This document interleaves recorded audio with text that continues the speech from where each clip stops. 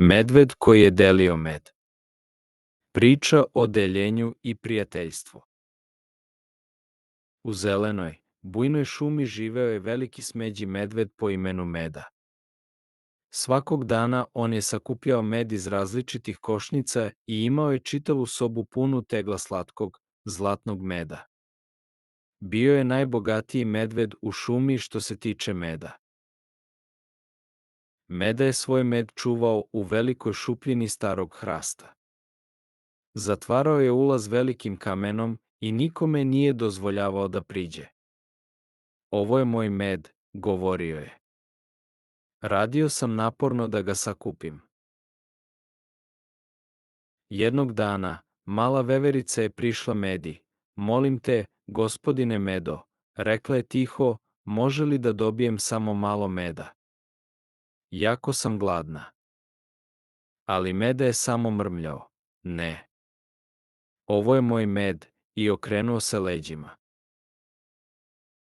Nekoliko dana kasnije, zec je doskočio do Medine kuće. Zdravo, Medo, rekao je.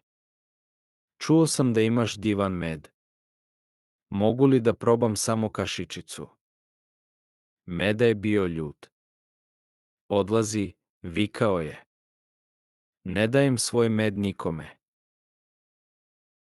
Vremenom, Meda je postao veoma usamljen.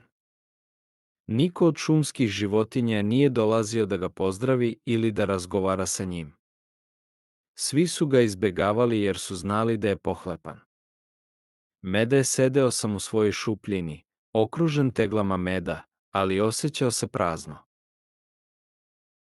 Mudra sova Olivija, koja je živela u najvišem drvetu u šumi, primetila je da se Meda osjeća usamljeno. Jedne večeri, ona je sletela do njegove šupljine.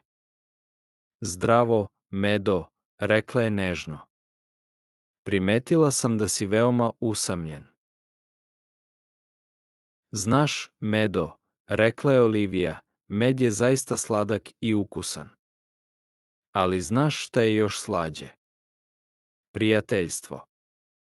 Kada deliš sa drugima, ne samo da uživaju, nego i ti osjećaš radost u svom srcu.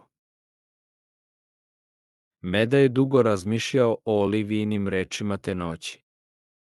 Shvatio je da, iako je imao puno meda, njegovo srce je bilo prazno. Možda je Olivija u pravu, pomislio je. Možda ću se osjećati bolje ako podelim svoj med sa drugima. Sledećeg jutra, Meda je uklonio veliki kamen sa ulaza u svoju šupljinu i pozvao sve šumske životinje. Hej, svi! Dolazite. Imam nešto posebno da podelim sa vama. Sve životinje iz šume su došle, veverice, zeci, ptice, jazovci i svi. Meda je delio svoj med sa svima. Dao je malo veverici, malo zecu, malo pticama i čak je dao i Oliviji poseban poslužavnik. Sve životinje su bile toliko zahvalne. Pevale su, igrale i pričale priče. Šuma je bila puna smeha i radosti. Hvala ti, Medo, rekli su svi. Ovo je najbolji med ikada.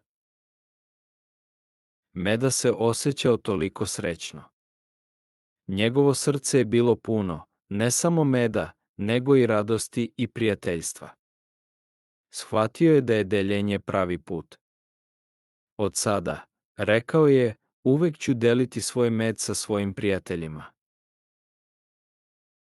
I tako je medved Meda naučio da deljenje sa prijateljima čini sve lepšim.